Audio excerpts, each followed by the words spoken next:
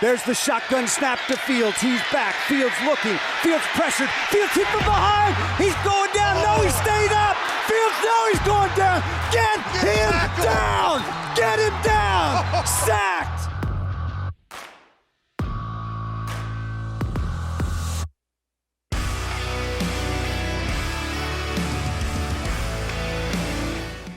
It's week 13 of the NFL season. Welcome to another edition of the Twentyman in the Huddle podcast presented by Microsoft. And look, we're going to start out like we do every single week. Just a quick update of the news and notes, what's going on. And then I've got a great show for you today. I got John Oesher from the Jaguars going to join me. I got PJ Clark's going to break down the key matchups by BetMGM. I got a player for you. I'm not going to give that away. You got to watch for a little bit, see who's going to join me today. But I think you guys will like it. So let's start with the news and notes. Health-wise, I think this is a good situation for Detroit. I think that mini-bye came at a great time. You looked at practice on Wednesday. The only guy that really jumped out to me as not being there at practice was Evan Brown. He's been dealing with an ankle injury the last couple weeks, and so, I didn't see him on Wednesday. We'll see if he comes back to practice, later in the week. Jonah Jackson was back with a red jersey on Wednesday. That means he's going through the protocol and looks to be good. Jeff Okudah, the same thing. So getting those two guys back, I thought they really missed Jonah Jackson and Evan Brown against Buffalo. Yeah, I think those two guys, obviously Jonah's a Pro Bowler, but Evans played really well too. And so you hope you get those guys back. But health-wise, that bye came at a good, that little mini bye after the Thanksgiving came at a good time. Detroit should be pretty healthy all across the board on both sides of the ball, which is great news. Health-wise, I know fans are excited to see Jameson Williams back at practice. See Romeo Okwara. He's been at practice now a couple of weeks, but Jameson Williams returned to practice this week. I have to admit, my eyes pretty much focused on him all day during the open portion on Wednesday, watching him go through some drills and just trying to see how that speed, acceleration would all match. It's tough when it's individual drills, but you still saw a little something. Dan Campbell said this week that it was probably a tall order for him to play on Sunday, but I don't know.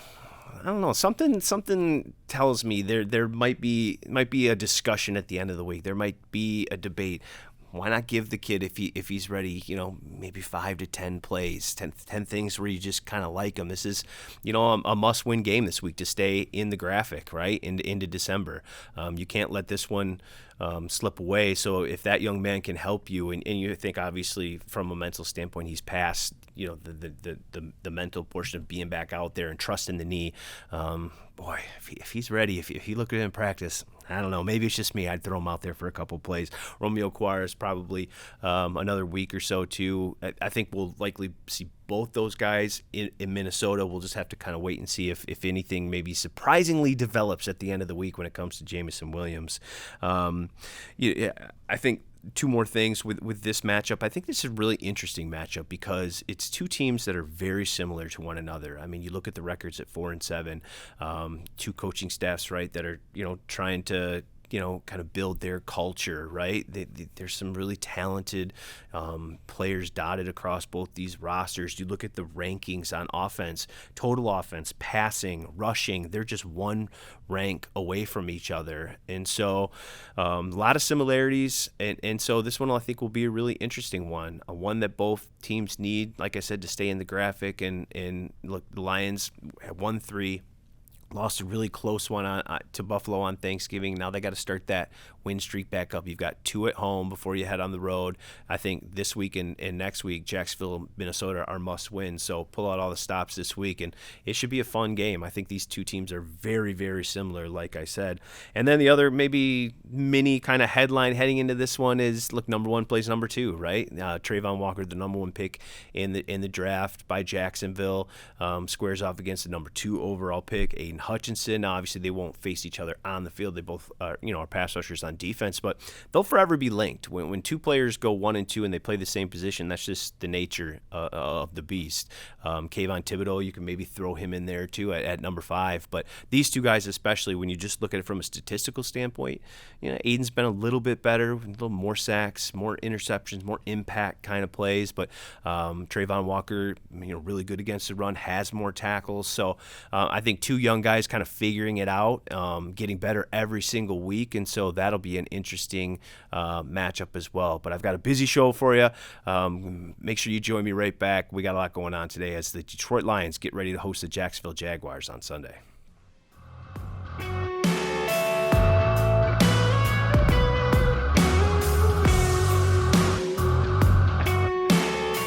Welcome back to the 20-Minute in the Huddle podcast, and I am now joined by John Oesher, who does a great job as a senior writer for the Jacksonville Jaguars. John, thanks so much for joining me. I appreciate you.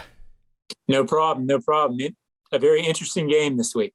It is a very interesting game. Let's start with this, John. I mean, when I look at these two teams, I mean, there's so many similarities between them. And it's not just the 4-7 record, but look, new coaching regimes, right? Trying to build culture. Some young playmakers kind of dotted throughout both these rosters. Two teams that are kind of trying to learn how to win football games late. Detroit was able to do that on a recent 3-game win streak. You guys obviously had a huge win late against Baltimore, a really good team, a signature win for you guys. But when you look at these teams, do you see the same thing? It's almost like mirror images of each other. Yeah, it really is. I mean, it's I think Lions fans know, sort of just like Jaguars fans, it's hard to build your way out of a real down period. I mean, and both these franchises have had that. And, I think this year for both teams, I can speak more to the Jaguars, but, his team won one game in 20 and 3 games last year, and you wondered how they would get out of it. Well, the answer is the quarterback, Trevor Lawrence, in the last 3 games is starting to play like a number 1 overall pick. And all of a sudden, a lot of the things that you talked about, not being able to win close games early, they've had 7 losses, 6 of them by a score, 5 of them with like 5 minutes to go in the game. All of a sudden, when your quarterback starts making plays, then all of a sudden that 4-point margin starts going your way a little bit. So it's not as simple as that, but certainly that's what this team's been going through, trying to find out sort of how to get out of that abyss, I like to call it, which, these franchises have felt it. Sure. It does feel like both of them are figuring out a way to claw out of that, get some stability, and now you can start going toward the top, which it feels like both franchises are taking that first baby step toward that. Yeah, you certainly hope that's the case, certainly here in Detroit.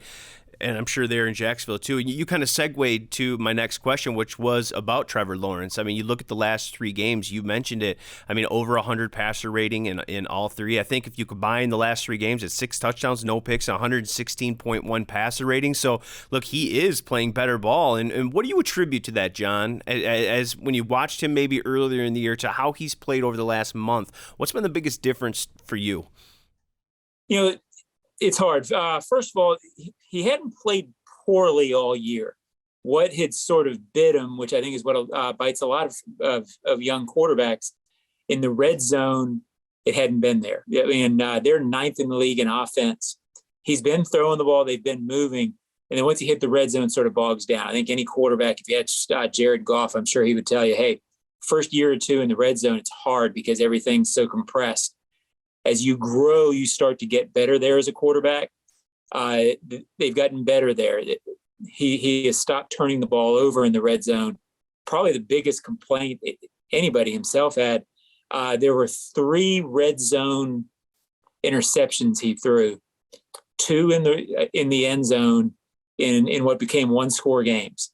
So all of a sudden, you turn those around. I don't think there would have been the talk in weeks 5 through 6 about how much he was struggling. But overall, what's the difference?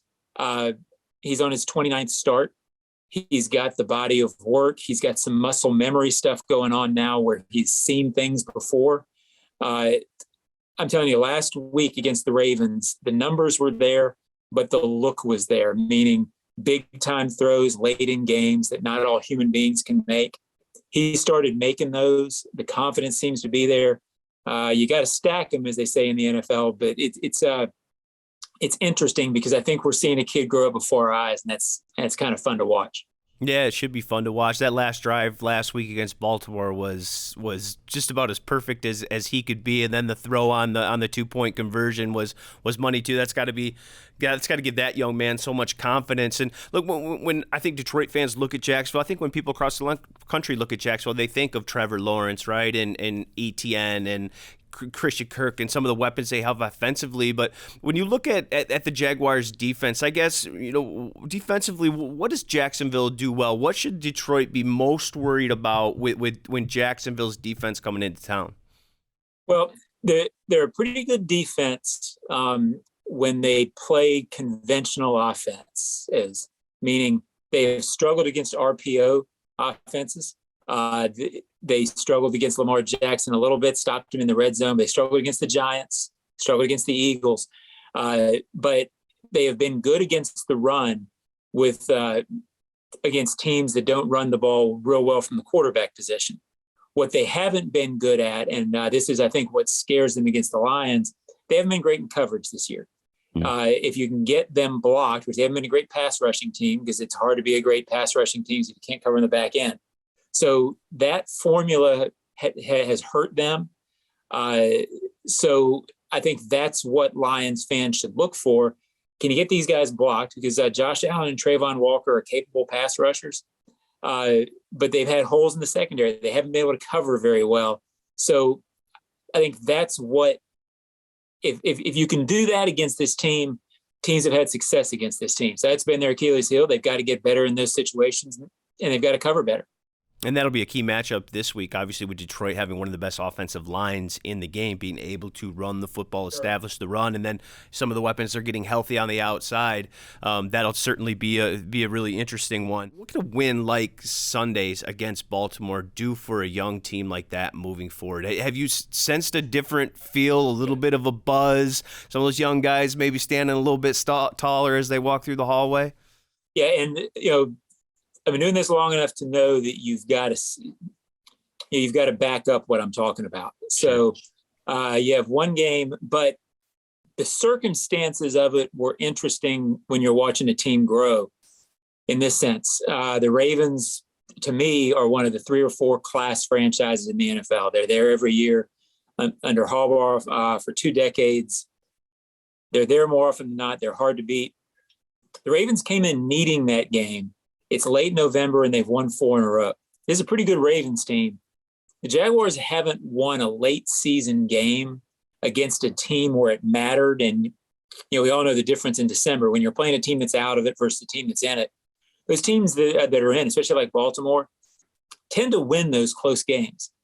For the Jaguars to win a close game against a team like that, I think meant so much more than if they'd been playing a team that was 2-8 or, so I think that matters a great deal. Doug Pederson, the head coach, who has obviously Super Bowl winning experience, he talked about that on Monday, that the Ravens are a franchise that you can model yourself after. The culture, everything they're about. To beat that team, if there's a few more around it, then I think that becomes a signature win, if you will. If it's the only thing they do, then who cares? Yeah, but if they're part of a stretch where they win 4-ish in these last 7, and I think you do look back on that and say, okay, that's a win that mattered in terms of the psyche and in terms of the culture. And again, I'm speaking with John Oesher, the senior writer for JacksonvilleJaguars.com. Does a great job there covering the Jags. And John, we talked about the pass rush that Jacksonville's got to get. Is there any other matchup maybe that sticks out to you as really be important for Jacksonville heading into this one? It's important for this team to be able to run. So Travis Etienne's been hurt. He was hurt last week, a foot injury. He's considered day-to-day. They won last week only rushing for 40 yards. I don't think that's necessarily a sustainable formula. So how he plays, teams have been able to limit him a little bit in their running game in the last couple of weeks since he kind of went on a hot streak. I'm curious to see how the Jags, now that teams are focused on their running game, how they combat that. But to me, I think overall the Lions' offensive line, as you've informed me this week, really, really good. The Jaguars need to figure out some way to penetrate that offensive line I don't think most national fans know how good the Lions offense and that offensive line is. That to me for the Jags is the key matchup, how they can handle that very strong Lions offensive line.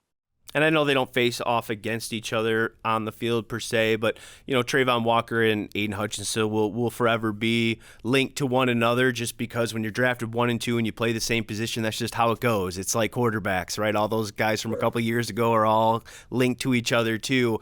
Just your impressions of Travon Walker. I mean, 37 tackles, he's got a couple sacks, he's made some plays. Obviously, looked statistically just in terms of the sacks, a couple interceptions for Hutchinson, 5.5 sacks, a little bit more production from Hutch, but what's the word there in Trevon? How do the Jaguars like the development of that young man, the number 1 overall pick in this year's draft?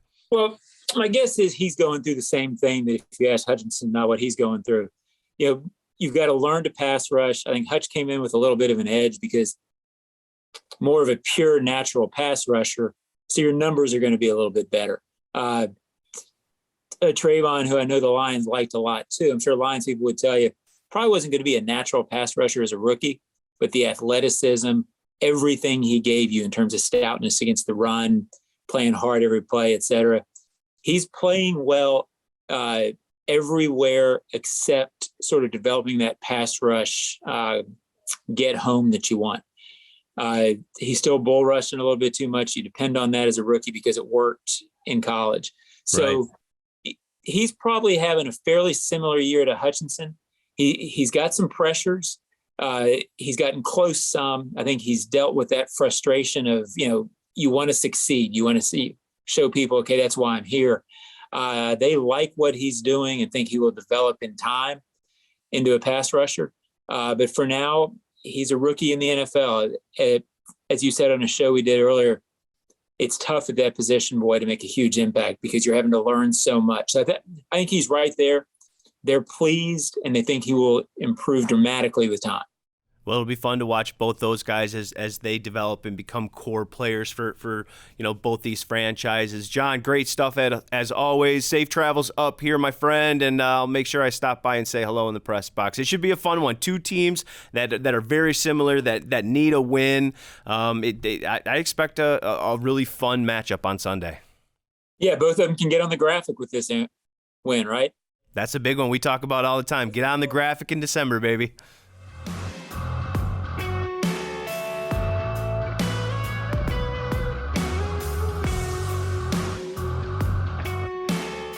Welcome back to the Twentyman the Huddle podcast, and I am very glad to be joined by kind of man of the week here, James Houston. All he did was get his NFL debut, his 2 rushes, 2 sacks, his first special teams rep. He recovers an important fumble. Boy, James, talk about debuts, huh? that had to have been pretty fun on national TV, right? Yes, I mean, you put your head down, you grind on the practice squad, right? And we talked a couple weeks ago. I stopped by your locker just to chat how things were going. You said, look, just going to work every day, and then you get an opportunity, and boy, did you take advantage of the opportunity. That had to feel really good. Felt great. I mean, just did it come as a surprise at all to you, or were you just kind of one of those guys knowing, like, hey, I just need an opportunity, and if I get it, I can do something with it? I mean, that's kind of always been my story. Even going all the way back to Florida, I was kind of like a second-team player, and they would put me in, for like a situation or just a third down or anything, and I'll come up with a play, you know what I'm saying, a fumble recovery or a good stop or something like that. And it made me want more opportunities, and so that made me seek out Jackson State, where I had a bigger opportunity to play every down and do my thing. And so just hunting for my opportunities. I know I'm a playmaker. I know when I get out there, I can do my thing and shine. And talk about the versatility as well, because you were more of an off the ball linebacker at Florida, and then you go to Jackson State and Deion, and he kind of sees that pass rush ability, and so now you play more on the ball, and you have so much success with all the sacks and everything that went with that. What was that transformation like? Was it hard at all, or? It was definitely difficult, especially, having the mindset of going into a place and thinking that you're about to do this and this is about to be your last go round, and you got to, show these certain things so they know you can do this. and to have your position changed to a position that you didn't really play, it's tough. You either gotta accept it and go hard, you know what I'm saying, or you might just crumble and fail. And so I knew this was my one opportunity. I chose to come here, and God led me down this path. And so talking with Coach Sanders and Dennis Thurman and Coach Trevor, and they were just so adamant about it. They were all in, for me, and they were willing to get me to a place where I could shine and do my thing. And so it was really just hard work there too. And so I got past that obstacle, and then coming here, was a whole nother obstacle, facing NFL tackles. Yeah. And well, you did the position switch again too. Yep, I mean, you started off the ball here again, Yep. and then they were kind of like, boy, this guy's got some really great pass rush. Let's make him a situational this, and then you started playing more along the defense line, so you went through the same thing again. Same thing. It's not easy to do at the NFL level. Yeah, it's tough. It's tough. I always I love my versatility. Yeah. I always feel like I could be in different spots, and I just have certain skill sets. I'm more of a football player than anything. Yeah. It's funny because I talked to Taylor Decker on Wednesday. I talked to Penei Sewell. I went over and just asked him about you. You have obviously been against them on the scout team all year long, and Taylor was like, I'm not surprised at all what I saw on Thursday. Like, he's been doing that all year long. Taylor actually said, I was kind of wondering why he wasn't getting an opportunity earlier. I mean, that's pretty high praise from a guy who's been doing it at a high level a long time. And and Penei said the same thing. He said, look, we just went at it every day, and I didn't even look at him as a scout guy. Like, I looked at him as like a dude. You earned that respect from him. And so how much did it benefit you going against guys like Taylor Decker and Penei Sewell every single day on the scout team? That had to have made you better. Oh, most definitely. Like, I used to, just talk with Taylor all the time and just be like, so what are you doing? How are you doing this? What do you see when I do this? And it was very, very helpful for me, because I didn't understand the nuances. There's little things. Every tackle has their little swag thing that they like to do. And so in the SWAC, it was like they was almost scared of me after I had 4 sacks in the game, and it was like they was reacting to me. And as a defensive player, that's what you want them to do, right? But you got to get them there. Obviously NFL tackles, they're not just gonna be there. You know what I'm saying? So it's the constant work, and just understanding the position all around. What was it like playing under Deion? Do you think he's ready for a Power 5 type deal? Oh yeah, he's definitely ready. But he's doing his thing over the HBCUs, man. He's starting a culture change, and I love him for it, man. That's literally the reason why I chose to go there. Yeah, because he was starting the whole little movement, and I want to see him kind of finish that, with his son and Travis Hunter and all the young guys over there. And I feel like it could be a nice little shift in the NCAA. It definitely could. Off to undefeated again this year? Yes, sir. Yes, sir. Got the SWAC championship coming up this week. All right. Yes, sir. Where are you going to be for that? I'm going to be here, obviously.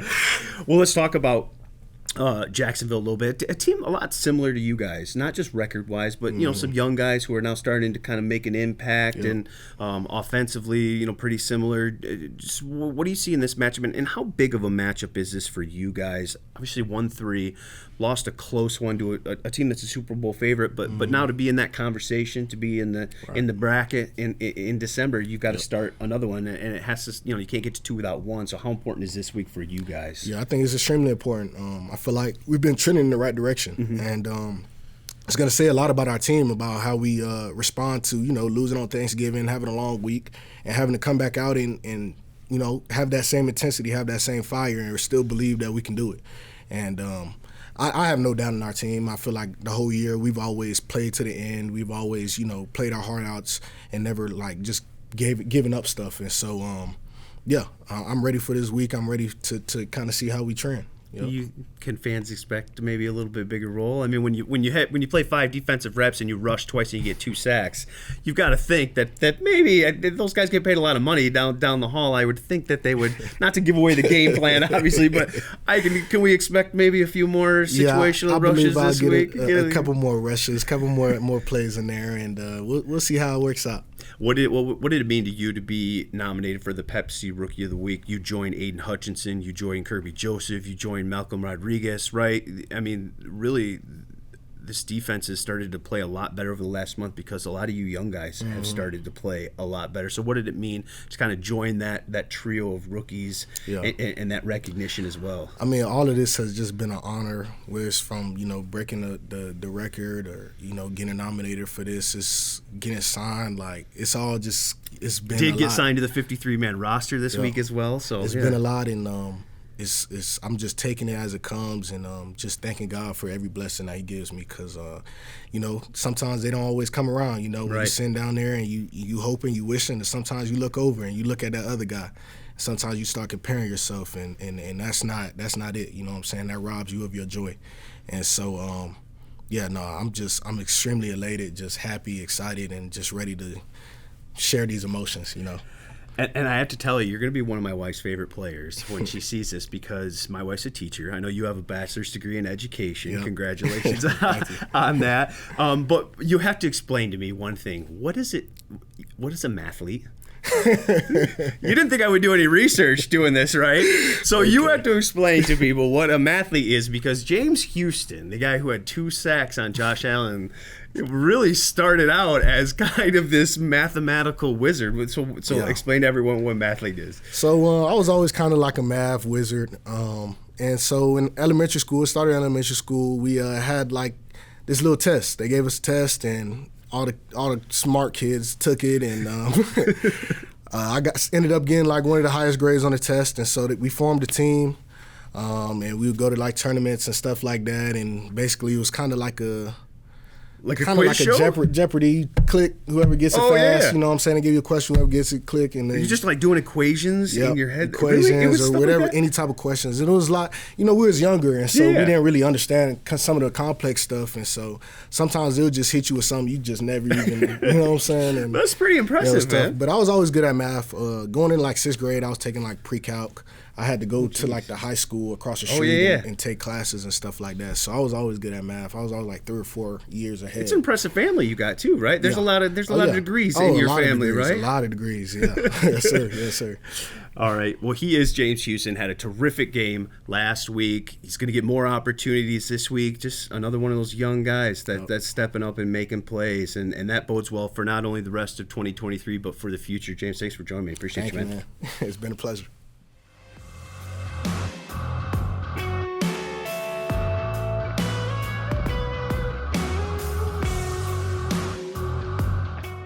Welcome back to the 20 Minute Huddle podcast. It is now time for the key matchup segment of this broadcast, this performance, whatever you want to call it. This is presented by BetMGM. He is PJ Clark. He is the man behind the scenes, behind the camera, editing all this, all the graphics, and the expert analysis too. Sure, so I'll do it all. A man of all traits here. I try. I love it. Well, let's start right away with, I had to put this one on here. We don't know how much it'll directly affect each other, but Trevor Lawrence and Alex Anzalone, this has got to be the award for the best hair in the NFL. This is the Head and Shoulders game. This is the Head and Shoulders matchup, right? This is important. This I mean, is a big look one. at those locks of hairs on your screen. It's going to be now. right here. I mean, this is... and if you're listening audio-wise, you can imagine it. You know what the two guys look like. I mean, this is a big. There should be matchup. like a little Thor trophy for this one. Yeah. For the winner of this game. Like it's like a college rivalry game. You get the Paul Bunyan trophy. Get the Thor trophy involved for this one. But look, I think, when you look at this defense, and it's a Lions defense that's played much better over the last month, I think Alex Anzalone's been a big part of that. Obviously, right in the middle with the green dot, getting everybody lined up, make sure these young guys are playing together. And ever since they had that defensive meeting, that players-only meeting, they've been playing a lot better ball. And I know Alex was a part of that as well. And look, they've got their hands full with Trevor Lawrence this week, a guy who's had at least 100 passer rating in his last 3 games. He's playing pretty good ball right now. He's playing really good ball, and coming off of that fourth quarter late game drive to go finally win a game against a very good Baltimore team, he's got to be feeling pretty good. But I think Alex is feeling pretty good as well. Had a big interception on Josh Allen, played very well in the Buffalo game. I thought, like you said, he's been playing well along with the rest of the defense recently. But This is a guy that I think you might even see it affect the game a little bit, because we've seen what running quarterbacks can do to the Lions throughout the year. Trevor is not a guy who is a run-first kind of like Daniel Jones, Justin Fields, but he's got some legs. He can move, and Josh Allen moved a little bit last week, and I think Jacksonville is probably seeing that and seeing the course of this year. You might see some of that, And Alex Anzalone is going to be the guy in the middle that's going to have to try to stop that if Trevor takes off. Well, he's been pretty good, too, in terms of when they unleash him at the quarterback or they blitz him. He's got the second most quarterback hits on this football team for the linebacker position. When they send him, he gets home. Leads them with 86 tackles, too. So he's such an impact player. So, look, it'll be up to him and Aaron Glenn, obviously, but to keep Trevor Lawrence in the pocket, make Trevor Lawrence, if he throws for 340 yards and 3 touchdowns like he did last week, I'm sure Baltimore just tipped their cap to and said, you got beat. Kudos to you. You got beat. But if he's able to run around and do some of the things, extend plays, some of the things that have hurt the Lions, obviously not a good situation. Not a good situation, and Alex is going to be a big reason why that can't happen this week. Well, let's talk about another one. Jeff Okudah, Detroit Lions cornerback, versus Christian Kirk, who I think has been a great addition for that team. He's kind of given them something down the field, that big play. He's got the most targets from Trevor Lawrence, 91. He's got 55 catches, 725 yards, leads them with 7 touchdowns. He's been really good, and I thought Jerry Jacobs, Amani, those guys kind of stepped in and played pretty well, with Jeff missing last week's game because of the concussion. But Jeff's their best quarterback. At least he's shown that this year. He's only allowed 1 touchdown in 10 games. He's been really, really good, and I think that'll be a really important matchup on the outside. And that's the guy you have to take away. Zay Jones had a very big game against Baltimore last week for the Jaguars, but you are keying on Christian Kirk because they have developed a very good rapport between Trevor and Christian Kirk, as you said, leading targets, leading receiver. He's that guy he looks to first. He's that first read, and he usually gets open, and he's been very, very good, especially in the red zone this year. So that's a key for the Lions' red zone defense to step up, and I think getting Okudah back, I mean, you saw what happened with Diggs, especially late on those final 2 drives from Buffalo, where they really just went, all right, we have Stephon Diggs, we need to go to him. Jeff Okudah can kind of negate that a little bit more this week. And I think that's a good point, because especially late in the game, the way the Lions have used Jeff this year, going against some of the better receivers, it hasn't just strictly been side. Late in that situation, if Jeff's available, you got to think, even if Diggs is in the slot, that Jeff's probably going to be on that guy. Not let him beat you. So I think that's what you missed without having a Jeff Okudah.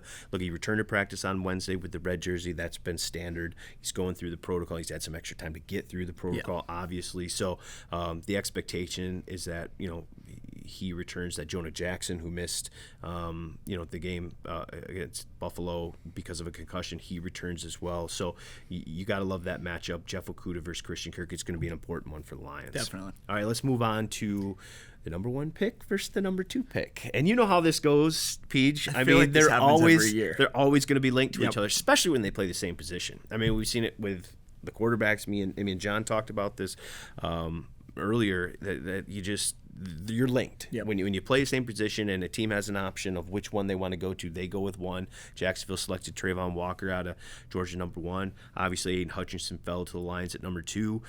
Brad Holmes couldn't get his card in there quick enough. He was excited. He was fired up. Once the NFL wasn't so happy at how quickly Brad, but obviously Aiden was Brad's guy. But look, the Lions had a good evaluation of Travon. Loved the athletic traits. You look at the statistics; they're pretty similar. Aiden's got, I think, more impact plays, more of the sacks, more, the couple interceptions. But 2 young guys that are kind of trying to figure it out, and I think that'll be an interesting one. They won't face each other directly on the field Sunday, but I think eyes will be on when you're the number 1, number 2 pick. Who got the better of that pick? And that'll be something you watch for the next few years. And I think it's going to be really interesting, especially on Sunday. Lions have been a run-first offense this whole year, and running through Jamal Williams. And Travon Walker has been excellent in the run game and using his athletic traits. And that play against Chicago that Aiden made, coming across the line of scrimmage on the goal line to cut Montgomery off as he went into the end zone, that's the type of stuff Travon Walker can do. So I think the key for the Lions is, as you said, hasn't really developed the pass rush moves yet as much as Aiden has, but the run game, you got to find 44 and make sure he's moved out of the way, because he is athletic enough, even against a very good offensive line, to make an impact that way. And he's versatile. He'll play, the outside linebacker spot. He'll switch to the rush end and base. I mean, he'll do a lot of different things. That's part of why he went number 1 overall, because he has that versatility. Do so many different things with him. So the Lions will certainly have to know where Travon Walker is at all times when he's on the field. All right, let's flip. Let's stay with Detroit's defense, but Travis Etienne, I think, has been a really interesting player for Jacksonville, really starting since October when they traded James Robinson. He became the man there. And I think that matchup is going to be an important one with Malcolm Rodriguez for Detroit, that linebacker, right? They use Etienne a lot of different ways. Running the football, they try to get him the football short in the pass game, and this is an area where I think when I look at Malcolm, and you have to love so much about Malcolm, I think one of the areas I like to see him get a little bit better moving forward is his coverage. Yeah. You look at just some of the numbers. He's been thrown at 33 times this year, and these are Pro Football Focus stats. He's been thrown at 33 times this year. They've completed 28 of the 33 thrown at him. That's a 110.6 pass rating. So I think he's got to get a little bit. Now, he's only allowed one touchdown, so it hasn't killed him in terms of the explosive plays. It's kind of that dink and dunk stuff. And as a linebacker, that's hard to defend. I think they'll teach you, hey, keep it in front of you. Catch it and tackle him for 3 yards, and we'll take that as a win for us. And I think that's what a lot of those numbers point to. But still, I think this will be an interesting matchup because Etienne is coming off that foot injury. Only had 2 carries last week. I know they said down Jacksonville this week that it was just precautionary. He didn't come back in the game. He's going to play. That's an interesting matchup to me between those two guys. And he's a home run hitter too. He's a Swift type guy where any touch he can get, especially in open space, I mean, he is a threat to just break it. And that's where you have to keep contained. Like you said, if it's a little check down for 3 yards, keep him in front. Because if he makes the first guy miss, if it's Malcolm, if it's Derek Barnes, if it's anybody, then he might be off to the races, especially down the sideline. He's so good navigating that edge and turning the corner and getting upfield that he's a real threat to score anytime he touches the ball. But Malcolm is coming off, his best game of the season. PFF gave him a 90.5, highest graded rookie, 4th highest graded defender last week. So that's, he's improving every week. And I think you saw he was definitely hampered a little bit by the injury for a couple weeks there and wasn't up to full strength. But he's got the brace off now, took the brace off last week, and definitely looked way better, way more comfortable. So I think you're trending in the right direction. Etienne didn't get a lot of burn last week. So just keep them in front. Yeah. No doubles, nothing over your head, to make a baseball analogy here. Just make sure the ball lands in front of you. 6 tackles for loss for Malcolm. That leads the team too. I'm sure you know all about Etienne, huh? From that non-fantasy trade. You didn't. No. Yeah. Couldn't give him up. Couldn't give him up. Well, I'm a fan. Yeah, I bet you are. Oh, let's move on to the last one. This is a big one. This is a big one. It is. And it's Josh Allen versus Penei Sewell. And because I think when you look at Jacksonville, I think when they're successful, they're able to get a little bit more than they have consistently throughout the year in terms of their pass rush. Their 17 sacks are, I think, some of the fewest in the NFL. You look at a guy like Josh Allen, he's only got 3 sacks, but you've seen what he can do in the past. He's a double-digit sack guy, and he can wreck a game if you let him. And so for me, I think if you're the Detroit Lions, you've got to enter this game thinking, boy, our biggest advantage is up front along the offensive line. It is. You've got Travon Walker, and Josh Allen's good, but I'll take Penei Sewell and Taylor Decker over those two. Yeah. And think I'm going to win that matchup.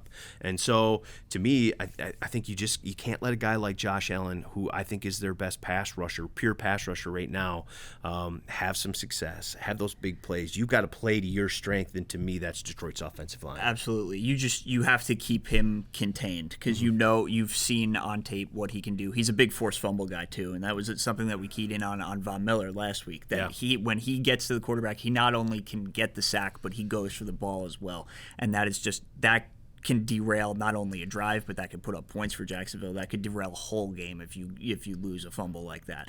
So I think this is partially a Goff ball security thing. If Allen turns the corner, you got to be prepared on that, because I mean he is, maybe he's not the elite edge rusher that they thought they were going to get when they drafted him, but he's still very capable, double-digit guy, just maybe hasn't hit that ceiling yet, and certainly hasn't this year with only 3 sacks, but he is still, you got to know where he is, because that's a guy that can ruin your whole day. Yeah, and Penei Sewell, top 10 in the voting already for the Pro Bowl. He's a stud. He's a stud. He's a stud. So you let your stud player perform and be that stud and this guy, is a guy in a game that you need. It's a speed rusher too, and I think that really plays into Penei's strength of being an athlete at his size, and just he's got the feet that can keep up if Allen tries to go wide outside like he tends to do. I mean, I think in a vacuum, this is a very winnable matchup, like you said, your 2 tackles versus their 2 edge rushers.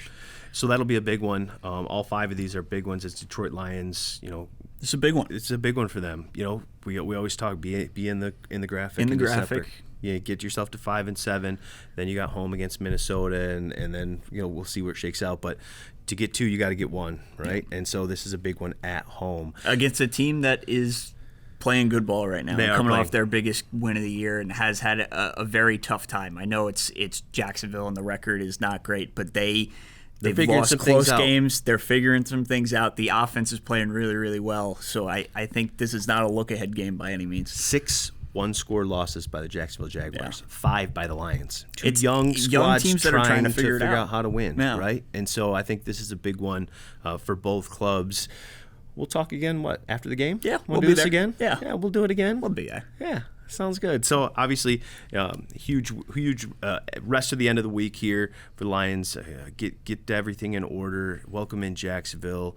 Need this one. We'll break it down after the game as well. So it's been a busy week. Busy week. It was a good little mini bye, but it's good to be looking back toward football and hopefully the fans have something to be excited about on Sunday. Yeah.